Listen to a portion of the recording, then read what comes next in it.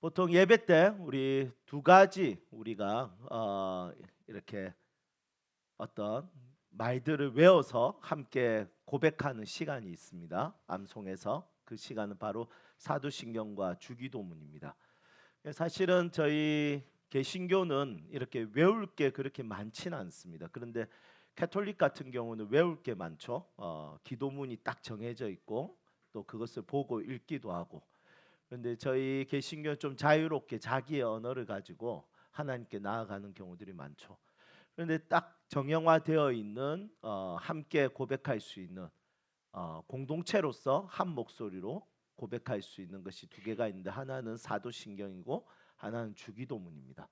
여러분, 사도신경은 여러분 우리가 딱 이렇게 고백할 때, 신앙을 고백할 때 어떤 느낌이죠?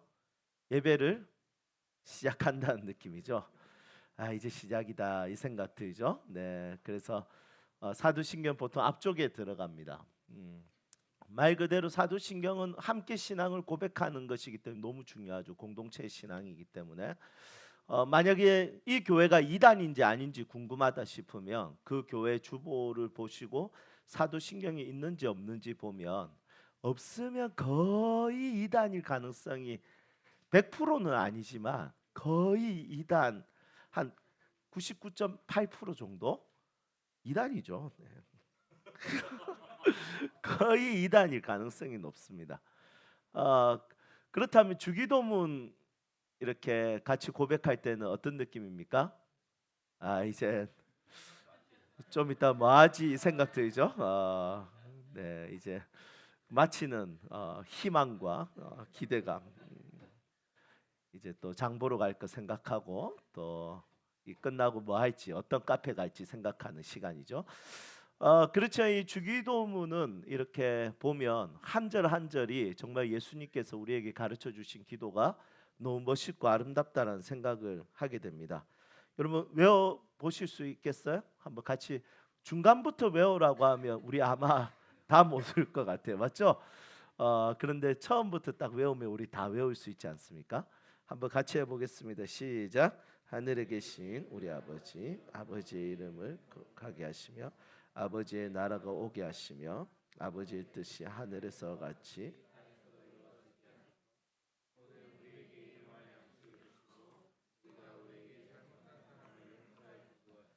우리 죄를 용서하여 주시고 우리를 시험에 빠지지 않게 하시고 악에서 구하소서. 나라와 권능과 영광이 영원히 아버지의 것입니다. 아멘. 여러분, 여전히 개혁판 주기도문과 이렇게 개혁 개정 주기도문이 여전히 헷갈릴 수도 있습니다. 맞죠? 원래 다니셨던 교회에서는 어떤 거 쓰셨어요? 내가 다녔던 교회 개혁을 썼다. 개정이 아니라 지금은 개혁 개정입니다. 네, 개혁을 썼다. 좋습니다. 네, 난 개혁 개정을 썼다. 감리 교단이 개혁을 썼습니까? 아, 순복음 교단이었군요. 아, 좋은 교회. 아, 김해 교회는 개혁 개정. 아, 그렇군요. 네. 감리 교단은 거의 개혁 개정을 쓰는데, 아, 주기도송. 아, 맞아요, 맞아요. 네, 주기도송. 저희도 좀 하고 싶은데 조금 더 오케스트라 있으면 하면 좋을 것 같아가지고. 아, 네. 어, 어쨌든 주기도문은 우리가 예수님 가르쳐 주신 기도니까 꼭 예배 때 들어가면 너무 좋은 기도죠. 왜냐하면 이거는 확실하게 응답되는 기도거든요. 예수님은 응답되지 않는 기도는 우리에게 가르쳐 주지 않습니다. 예수님은 확실하게 응답되는 기도를 가르쳐 주신 거죠. 그런데 이 기도에서 이제 첫 시작이 뭐냐면 기도의 대상을 소개합니다. 하늘에 계신 우리 아버지. 여러분, 이 하나님, 우리의 기도를 들으시는 그 하나님이라는 분에 대해서 이 첫 문장이 설명하고 있는 거죠. 특징이 뭡니까? 첫 번째 특징은, 그 우리의 기도를 들으시는 그 하나님의 특징은 우리와의 관계가 아버지와 자녀 관계라는 거죠. 이게 첫 번째 특징입니다. 여러분, 이것은 우리에게 매우 중요하죠. 왜냐하면 아버지와 자녀의 관계니까 우리가 마음껏 구할 수 있는 거죠. 아버지와 자녀의 관계니까 그 아버지께서 내 기도를 들으신다라는 확신이 있는 거죠. 물론 우리 중에 좋은 아버지 상을 가지지 못한 사람들도 있고 내 자신이 지금 아버지답지 못할 때도 있습니다. 애들이 뭐 이야기하면 귀찮아할 때가 너무 많죠. 아빠들. 예, 아우 시끄러워라. 알았다 사줄게. 안 사줄 거면서 그냥 이렇게 좀 귀찮아하는 아빠의 모습. 그런데 우리 하늘 아버지는 우리의 모습과 많이 다릅니다. 맞죠? 물론 우리 중에서는 우리 순한 집사님처럼 항상 아이에게 귀가 열려 있는 전혀 귀찮음이 없는 항상 웰컴하고 어떤 이야기든지 귀 기울여서 들어주는 그런 아빠가 있죠. 네. 반대로 우리 상훈 집사님처럼 아린이 너무 사랑하는 우리 집사님도 계십니다. 좋아요. 어쨌든 우리 하나님, 우리의 기도를 들으시는 그 하나님의 특징이 우리와의 관계가 아버지와 자녀의 관계다. 이것은 정말 희망입니다. 그리고 우리 두 번째로 생각했을 때는 하나님 어떤 분이시냐면 하늘에 계신 아버지. 그러니까 하늘에 계신다. 이게 우리 기도를 들으시는 하나님의 특징이죠. 그렇다면 하늘에 계신다는 것은 어떤 이야기일까요? 두 가지로 볼 수 있습니다. 첫 번째는 하늘에 있다. 이 말은 그 당시 고대 시대 그리고 우리나라는 뭐 100년 전 아니요 100년 전이 아니죠. 20, 30년 전만 해도 어떤 구분 짓는 이데아 세상 어떤 이 세상과 다르게 너무나도 멋지고 너무나도 행복하고 즐거운 세상 그런 세상을 하늘이라 칭했습니다. 신이 계신 곳. 마찬가지로 이 말씀에서는 하늘에 계신 우리 아버지 했을 때 이 하늘은 초월적 개념이죠. 초월적 개념. 우리와 똑같은 성정, 우리와 비슷한 어떤 한계를 가지고 계신 하나님이 아니라 초월적인 하나님이신 거죠. 여러분 이것은 우리에게 너무 중요한 위로가 되죠. 왜냐하면 우리에게 기도가 필요한 이유가 뭐냐면 우리는 초월적 존재가 아니기 때문에 우리에게 기도가 필요합니다. 그리고 이 기도를 들으시는 하나님이 초월적인 하나님이기 때문에 이 기도는 효력이 있는 것이죠. 여러분 우리보다 약하면 그 상대는 우리의 기도를 들을 수 있는 대상이 될 수가 없습니다. 우리보다 능력이 없다면 우리보다 똑똑하지 않는다면 그 대상은 우리의 기도를 들을 자격이 없고 우리는 기도를 할 필요도 없는 것이죠.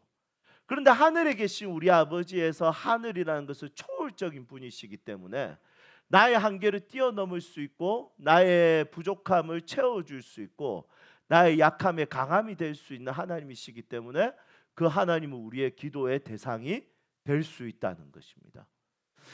여러분들이 하늘에 계신 우리 아버지께 마음껏 기도하셨으면 좋겠습니다. 왜냐하면 그렇게 되면 내 한계 안에 갇혀서 사는 것이 아니라 한계를 뛰어넘어서 초월적인 하나님의 은혜 가운데 우리는 모든 삶을 살아갈 수 있기 때문이죠. 여러분 기도의 효력은 하나님이 하늘에 계신 분이시기 때문입니다. 초월적 하나님이시기 때문입니다. 자, 그렇다면 하늘에 계신다. 두 번째는 무엇이냐면 두 번째는 실제로 하나님이 계신 천국에 대한 실제로 하나님은 천국에 계신다는 거예요. 여러분 이것은 우리에게 너무 큰 위로가 되고 힘이 되고 우리에게는 너무나도 바라보는 소망과 기대가 되는 것이죠. 땅에 사는 우리에게 이 하늘에 계신 우리 아버지라고 하는 것은 하늘이 있다라는 것을 소개하는 기도문이라는 거죠. 여러분 하늘이 있다고 소개한다는 것은 너무 중요한 거죠. 왜냐하면 우리는 땅에 살기 때문에. 여러분 이것이 어떤 이야기일까요? 만약에 이 땅의 삶이 영원하다면 하늘이 필요 없을 수도 있습니다. 그런데 하늘이 필요한 이유가 있는데 그게 뭐냐면 땅에 사는 우리에게는 이 땅이 영원하지 않기 때문이죠. 하늘에 가기 위해서는 반드시 거쳐야 되는 코스가 있습니다. 27절 한번 볼까요?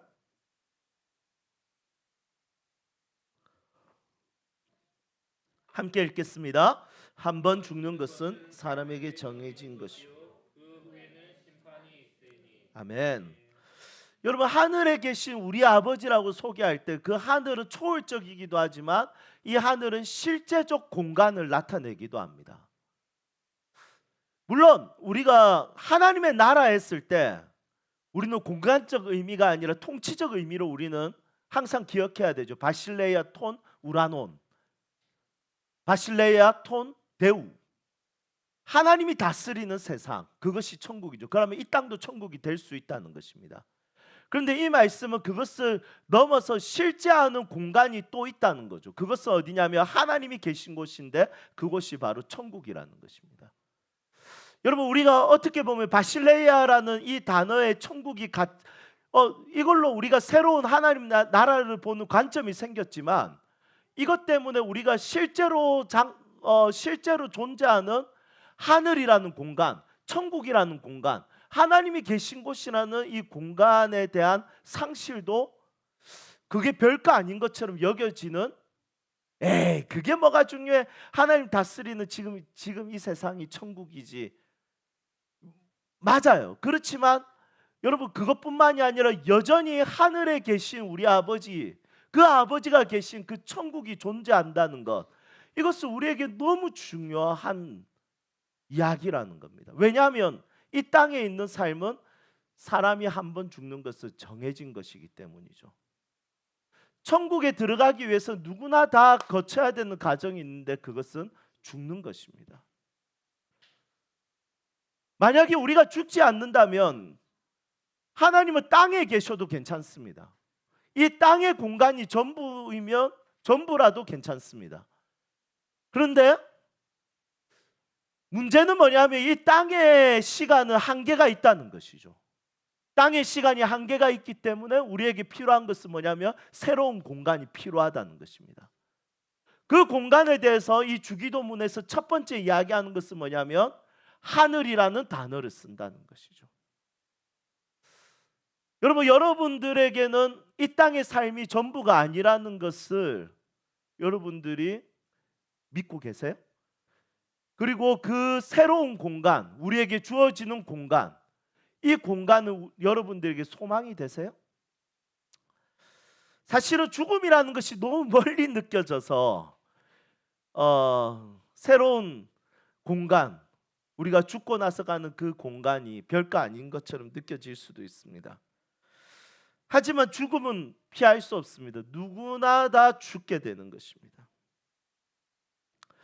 저는 이번 주에 이 말씀을 준비하면서 너무 많이 울었어요. 우선 첫 번째로 어떤 생각이 들었냐면 제 주변에 있는 사람들이 저보다 빨리 안 죽었으면 좋겠다. 이 생각이 너무 많이 나는 거예요. 그래서 결정했습니다. 내가 제일 먼저 죽기로. 물론 뭐 극단적인 선택을 하거나 이런 건 아니죠. 여러분, 그건 안 됩니다. 여러분, 뭐 어떤 사람은 최고의 자유의지는 죽음도 스스로가 선택하는 것이다, 이렇게 말하는 이상한 목사님도 계시더라고요. 여러분, 그런 설교는 듣지 마십시오. 아무리 그것이 진보적이고 멋있어 보여도 말 같지도 않은 소리입니다. 여러분, 절대로 스스로 죽는 그런 선택은 아름다운 선택이 될 수 없다는 것을 기억하십시오. 하지만 이 말씀을 묵상하는데 내가 제일 먼저 죽어야지. 여러분, 이 말은 내가 빨리 죽겠다라는 고백이 아니라 여러분들이 오래 살았으면 좋겠다라는 생각입니다. 여러분, 죽음이라는 것은 너무 슬프고 아픈 일이죠. 그리고 제가 두 번째로 이 설교를 준비하면서 자료를 찾는데 그 자료들을 보면서 좀 많이 울었습니다. 첫 번째 뭘 봤냐면 우리 그 대통령 강형욱 씨, 여러분 우리 다 아시죠? 그분이 이제 미국의 어떤 영상을 보고 하나의 프로그램을 진행을 했습니다. 그 진행이 뭐냐면 산타 형욱인가 해가지고 별이 된 반려견이라는 주제를 가지고 진행을 했죠. 그런데 그 내용을 보면 어떤 내용이 있냐면 이제 별이 된 무지개 다리를 건너간 반려견, 여러분 그 반려견에 대해서 여러분 누구나 다 보고 싶어 하지 않겠습니까? 이 반려견을 키운 사람들. 제가 애완동물을 안 키우는 이유는 보고 싶을까 봐. 먼저 죽을까 봐. 물론 귀찮기도 합니다. 그런데 진짜 키우시는 분들은 너무 사랑하더라고요. 진짜 이번에 제가 호주에 가서도 제 후배 와이프가 데리고 있는 그 강아지 17년 동안 같이 있었더라고요. 진짜 제대로 걷지도 못해 움직이지도 못하고 그런데 계속 끌어안고 있고 민감할까 봐 계속 보호하고 소리 차단하고 안아주고 하는 거 보면서 야 정말 반려견을 사랑하구나. 물론 제 개인적인 어떤 관점으로 잘 이해가 되지 않는. 근데 저희 교회도 반려견, 반려묘 키우는 사람들이 꽤 많이 있죠. 예, 우리 민지 자매님 집에도 우리 반려묘 우리 키우잖아요. 그 고양이. 그 고양이 돈이 많이 들어간다더라. 예, 심장도 안 좋고 치아도 안 좋아가지고 이 쉽지 않는 것 같아요. 네. 근데 이 강영욱 씨가 어떻게 하냐면 그 반려견과 반려견의 모양을 미리 인형을 만들어 가지고 그 무지개 다리 걷는 그 강아지들을 똑같이 만들어 가지고 이렇게 선물로 주는 장면입니다. 근데 그걸 보는데 야, 이 주인들이 다 우는 거예요. 다 울어요. 그, 저도 저걸 가지고 우나 이 생각하지만 저도 울고 있더라고요. 왜냐하면 죽음이라는 게 생각이 나니까. 어. 그리고 또 한 가지 더 봤는데 그게 뭐냐면 AI 음악 프로젝트 다시 한번 혹시 보셨습니까? 그 가수 중에 이제 그룹 중에 거북이라는 그룹이 있었는데 거기에 이제 속했던 사람이 터틀맨이라는 약간 덩치가 있고 그리고 음악적인 재능이 너무 뛰어난 그리고 마음이 너무 좋은 근데 이분이 이제 심근경색으로 죽었지 않습니까? 그런데 이제 AI를 통해서 이제 홀로그램을 통해서 보이게 해서 함께 그 그룹들과 노래를 부르고 또 그것을 이제 가족들이 함께 보고 있었던 거죠. 엄마가 울고 또 그룹들이 울고 하는 것을 보게 되는 거. 여러분 그걸 보는데 얼마나 보고 싶었으면 가짜인지 알면서도 그렇게 할까 이 생각이 들더라고요. 지금 넷플릭스에 올라온 영화 중에 원더랜드라는 영화가 있지 않습니까? 거기에 또 우리 수지 자매님 나오셔서 은혜가 있더라고요. 네. 박보금 형제님하고 수지 자매님하고 공유 형제님하고 정말 탕웨이 너무 고급스럽게 스스로를 잘 관리하는 배우지 않습니까? 그래서 저는 우연찮게 탕웨이가 나온다는 이야기를 듣고 이제 집회 마치고 너무 피곤해서 아무 생각 안 하려고 그냥 봤어요. 봤는데 그 내용이 뭐냐면 죽은 가족들을 AI를 통해서 통화하고 연락하게 하는 이런 프로젝트들을 이렇게 다룬 영화더라고요. 여러분 그 영화를 보면서도 느꼈습니다. 죽은 자에 대한 그리움, 죽은 자들에 대한 보고픔.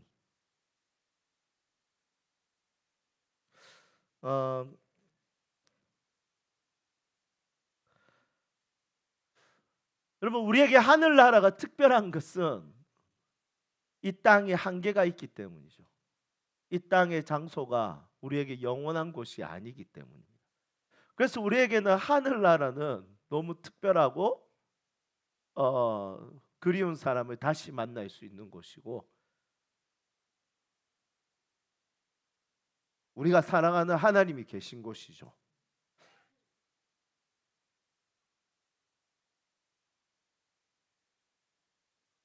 오늘 본문 말씀은 그 하늘에 대한 이야기를 하고 있습니다.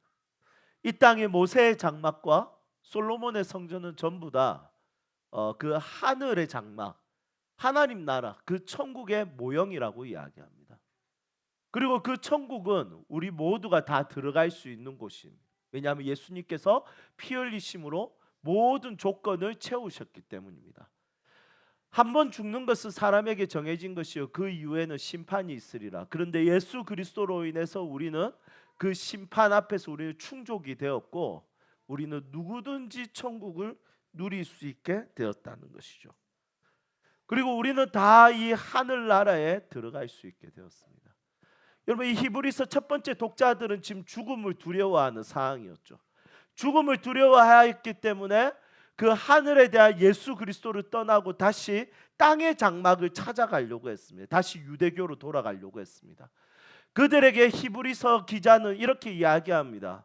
그곳으로 다시 돌아가지 말고 죽음이 가까울수록 예수 그리스도가 열어놓으신 그 하늘의 공간, 하늘나라에 대해서 더 확신할 필요가 있다는 것을 이 말씀에서 설명하고 있는 것이죠. 예수님은 이미 우리가 그 나라에 들어갈 수 있는 모든 조건에 모든 것에 채우셨습니다. 하이데거는 인간에 대해서 이렇게 이야기합니다. 독일 철학자죠. 인간은 걱정하는 존재, 염려하는 존재라고 이야기합니다. 인간은 진짜 걱정할 수밖에 없고 염려할 수밖에 없는 존재죠. 왜냐하면 모든 사람은 한 번 죽는 것이 정해진 것이기 때문이죠.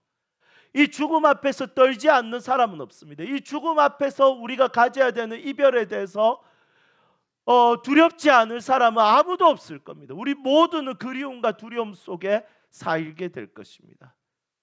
그런데 이런 우리들에게 가장 필요한 것은 그냥 죽음 별거 아닌 것처럼 치부한다든지 그냥 오늘을 살자라든지 카르페 디엠, 여러분 그것이 아니라 우리들에게 더 필요한 것은 우리의 소망인 그 하늘나라에 대한 바라봄이 필요하다는 것이죠. 나이가 들어갈수록 시간이 지나면 지날수록 죽음은 계속해서 가까이 옵니다. 어느 날 보니까 내 친구들의 조부모가 죽었고 어느 날 보니까 내 친구들의 부모가 죽었습니다. 저희 아버지 돌아가실 때 1, 2년 사이에 제 친구들 중학교 때 그렇게 철없이 놀았던 그 친구들의 부모님들이 아버지들이 거의 다 그때 돌아가셨습니다. 그리고 이제 40대 중반이 되니까 저랑 비슷한 또래들이 죽는 것을 경험하고 있습니다. 얼마 전에도 전라도에서 정말 열심히 사역하신 청년 사역자 목사님이 돌아가셨는데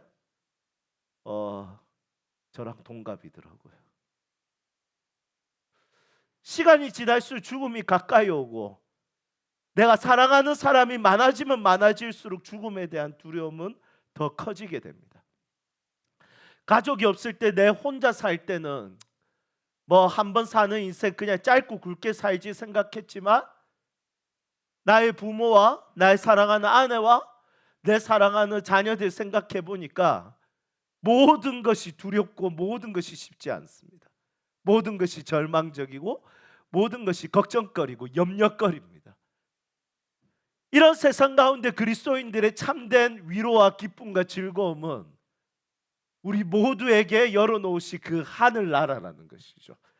그 하늘나라는 다시 보고 싶어하는 사람들을 다시 볼 수 있는 나라고 다시는 눈물도 아픔도 고민도 걱정도 근심도 없는 나라입니다.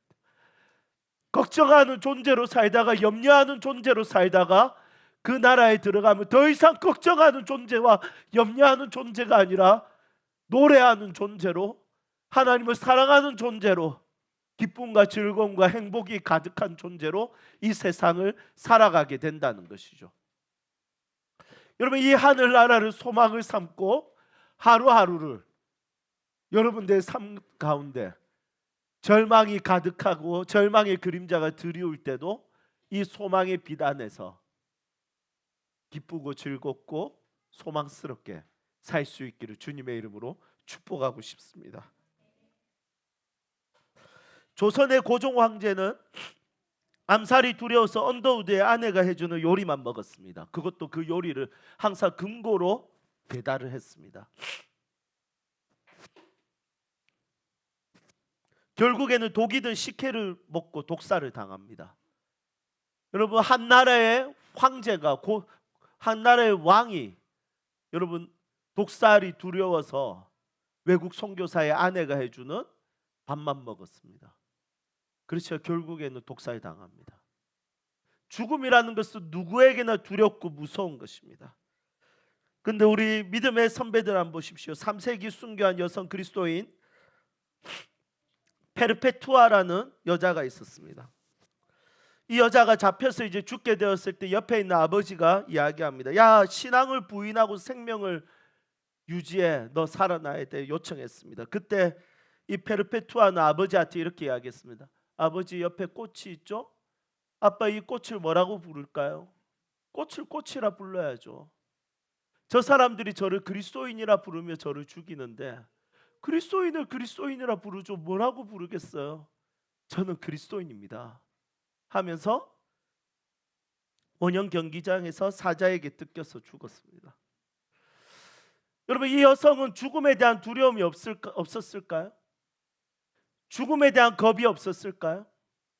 하지만 이것이 가능했던 것은 하늘나라의 소망을 가지고 살았기 때문입니다. 여러분, 이 시대는 예수 그리스도를 믿는 것 때문에 죽는 사람은 대부분 없습니다.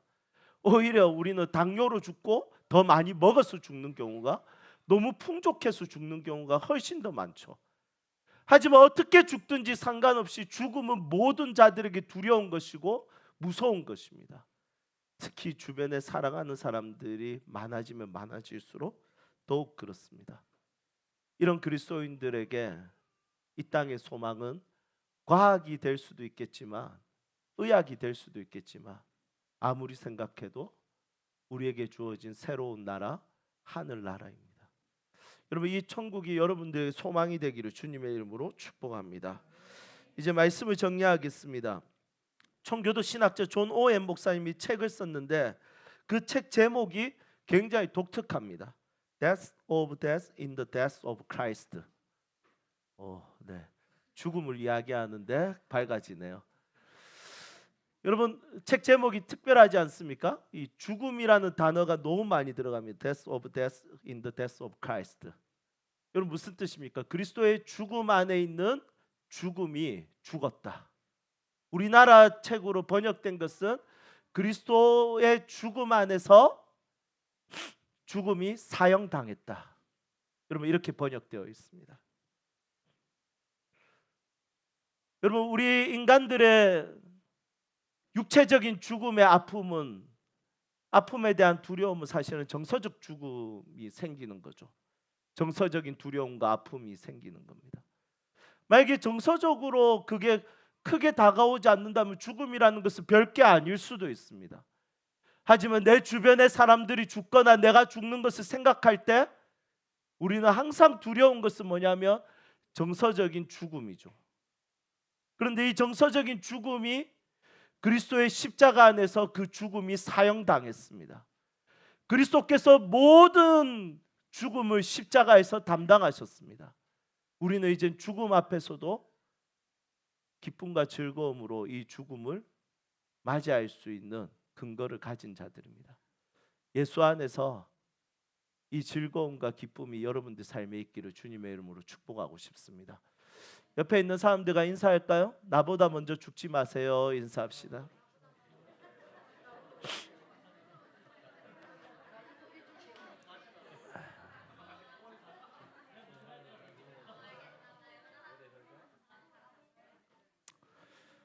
여러분, 저 얼마 전에 저희 교회 디너 기도회 때 오신 우리 이손노 목사님 기억하시죠? 그 목사님 아이 중에, 우리 딸 중에 우리 세봄이라고 있습니다. 그 세봄이는 자폐증이 있습니다. 여러분, 그런데 이 세봄이에 대해서 우리 이손노 목사님이 항상 이야기하는 게 있습니다. 종아야, 나는 꿈이 있다. 형이 꿈이 뭡니까? 나는 세봄이보다 하루 더 사는 게 꿈이다. 저는 이것만 생각하면 죽음이란 무엇인가에 대한 고민을 하게 됩니다. 죽음에 대한 고민은 사랑하는 사람이 많아지면 많아질수록 더 많이 고민하게 됩니다. 그리고 이 죽음에 대해서 의미 있고 가치 있는 것에 있어서 하늘을 소망으로 삼는 자들은 역시 사랑하는 사람들이 많아지면 많아질수록 그것이 더 특별해지는 것이죠. 그래서 우리에게 주님께서 너희들은 서로 사랑하라는 이 중요한 명령을 주신 것 같습니다. 우리 서로 사랑하며 삽시다. 이 말씀이 여러분들의 삶에 이루어지기를 축복합니다. 우리 하늘 소망 우리 같이 찬양할까? 너무 오랜만에